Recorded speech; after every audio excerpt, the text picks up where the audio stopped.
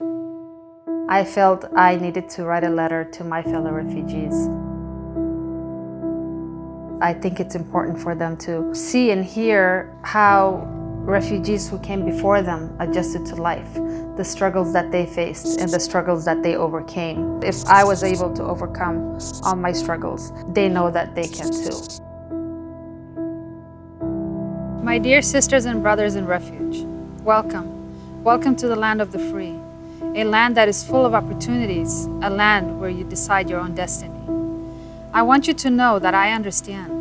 I understand what you left behind and what fear of the unknown follows ahead. I know that haunting memories may follow you here. I know what the people of Afghanistan have endured. I lived it. I relive it now. You see, I was once a refugee. I was twice a refugee and given many chances to a new life. The first time was when I was 3-year-old, fleeing the Soviet war in 1981 from Kandahar. We left quietly in the middle of the night and traveled by pickup truck. Fearing Russian planes, we drove throughout the night with our headlights off, completely in the dark.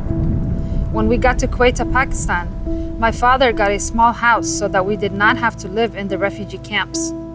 He enrolled us in school, but terror followed us. He was warned to take us out of school or we would have acid thrown on our faces. My father ignored it for a while until his friend's daughters had an acid attack. We were never sheltered from war. War stories of killings and bombings from back home, our own family and friends and neighbors targeted became our daily listening. I lost a cousin to bombings in Afghanistan too. Some of our Afghan family members were already in the United States. They applied for our refugee status, and that is how we came to this country. I was 9 when we landed in Washington, D.C. for the first time.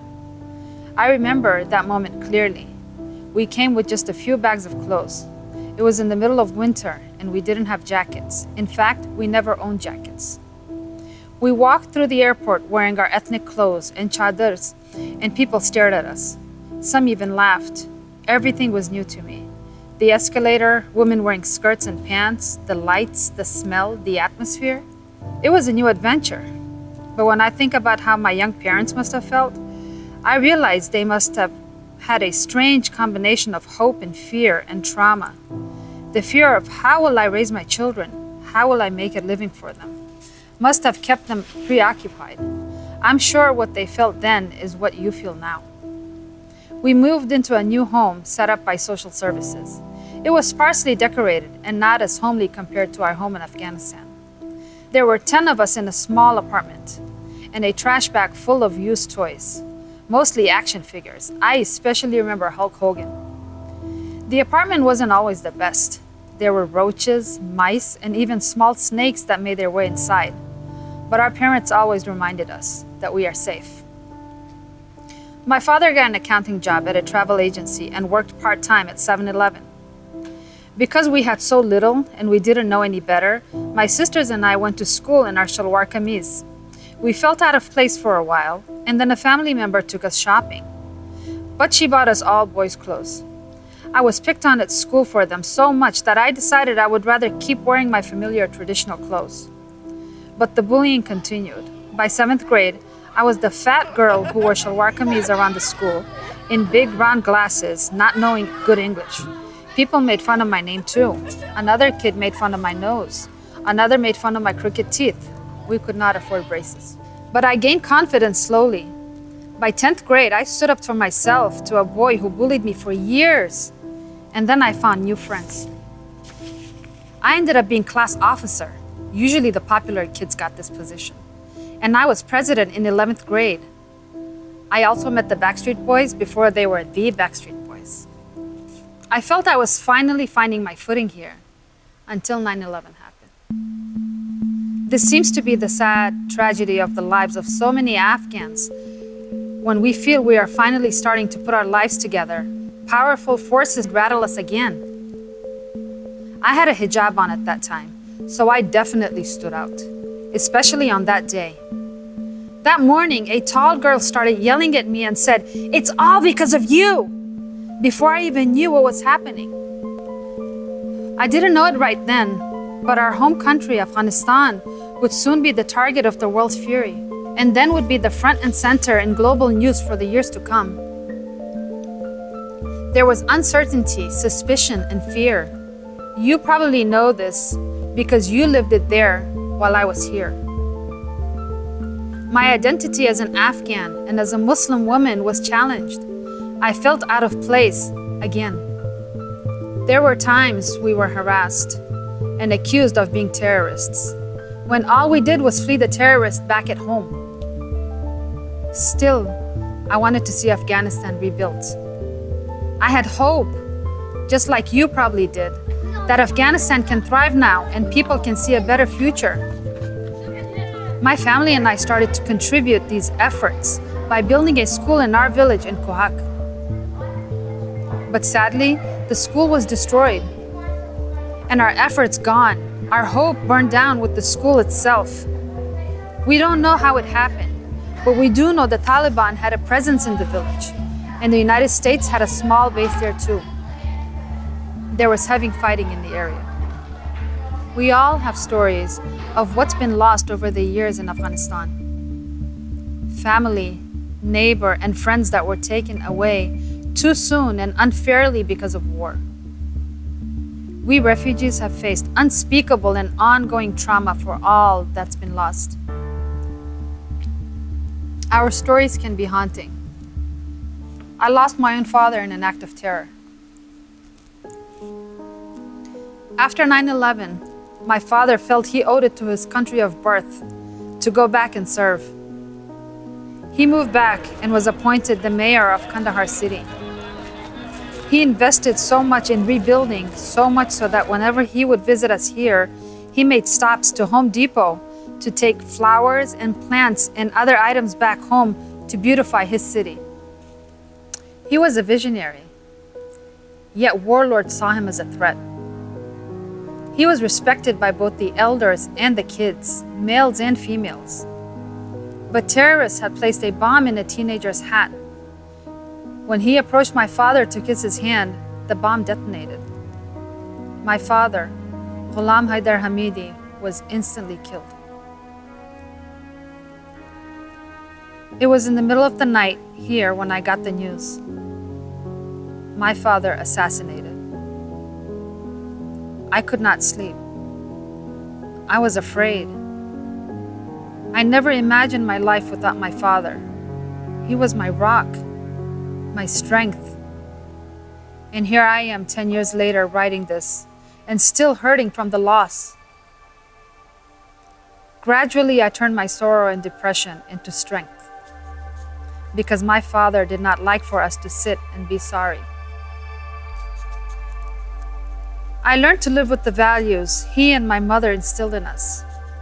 And I learned to appreciate every single decision he made for us, particularly the decision to flee war and build a better future for his children. War, death, love, happiness. Life does not come without a cost. It is human nature to struggle, but we learn to cope. They say time will heal.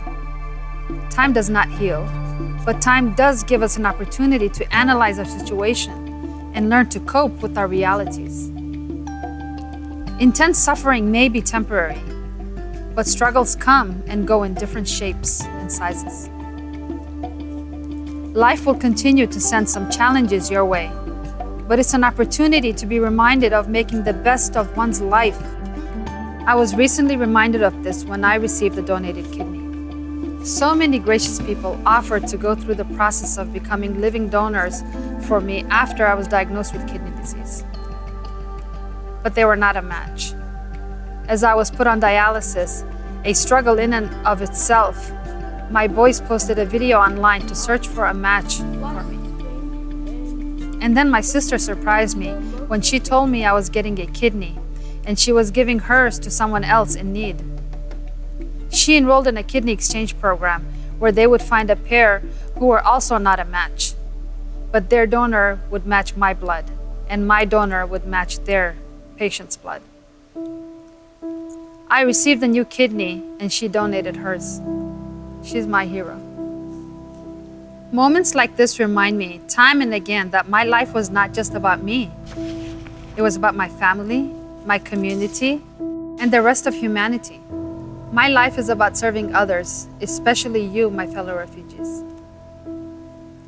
And I can, at the same time, be an authentic voice for Afghans and especially Afghan women, a role I proudly have now, despite COVID and my immunocompromised body, playing Gulbashra, the mother on a CBS sitcom, United States of Al. She's given me a chance to allow millions to hear our beautiful language Pashto, millions to witness the love an Afghan mom has for her children, and millions to know the Afghan, the immigrant, and the Muslim story. It is a small way to normalize us in this great fabric of diversity called the United States of America. Our stories matter now more than ever, and they're also welcomed now more than ever. Gulbashra's role on TV is a far cry from the time I was laughed at on stage during an international fashion show in middle school. This recent takeover in Afghanistan by the Taliban, the same one that made you refugees in this country, is alarming and scary. We know they don't represent us. It is also reminding me of how I was once in your shoes fleeing a country we thought was no longer safe. I know what you left behind, how you rushed to escape with just clothes on your back for a chance at freedom and a safe life for yourself and your family. We watched in shock. I went through so much worry and depression and hopelessness because of it. We fled 40 years ago for a better life from the same country that you are fleeing from today. I want you to know, my fellow refugees, as you land here in this country, you have a large community of people that are here with you, supporting you.